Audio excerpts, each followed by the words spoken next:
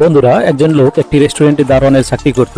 তার বাড়িতে সমস্যা, সে তার বসের কাছে কিছু টাকা চাইলো। বসের স্ত্রী রাগান্বিত হয়ে বলে উঠলো, যখন তখন টাকা চাইবে আর টাকা দিতে হবে নাকি, আর মোবাইলে কথা বলা যাবে না। তখন লোকটি বলল, ঠিক আছে ম্যাম। এমন সময় বস বলল, নাও মোবাইল। বসের স্ত্রী তখন বাধা দেয়। বস তার স্ত্রীকে বলল, মানুষের সমস্যা হতেই পারে, তার ছুটির প্রয়োজন, তার জন্য খাবার নিয়ে আসো। তখন বসের স্ত্রী খাবার দিয়ে যায়, আর বস তখন খাবারের সাথে কিছু টাকা দিয়ে দেয়। লোকটি ধন্যবাদ দিয়ে মোবাইল ফেরত দেওয়ার সময় তার হাতে খাবারের প্যাকেটটি তুলে দেয় আর বলে, আজ তোমার ছুটি, তুমি বাড়িতে যেতে পারো। লোকটি খুশি হয়। তারপর প্রায় কয়েক বছর পর ব্যবসায় লস খেয়ে তারা চাকরির খোঁজে একটি রেস্টুরেন্টে চাকরির ইন্টারভিউ দেওয়ার জন্য যায়। এমন সময় রেস্টুরেন্টের মালিক ম্যানেজারকে সাথে নিয়ে তাদের পাশ দিয়ে যাচ্ছিল এবং তাদের সব কথা শুনতে পায়। রেস্টুরেন্টের মালিক ম্যানেজারের কানে কানে বলল, তাদেরকে ভালোভাবে আপ্যায়ন করুন। তারপর ম্যানেজার চা নিয়ে এসে বলে, রেস্টুরেন্টের পক্ষ থেকে আপনাদের জন্য। ওরা তৃপ্তি সহকারে চা পান করছিল।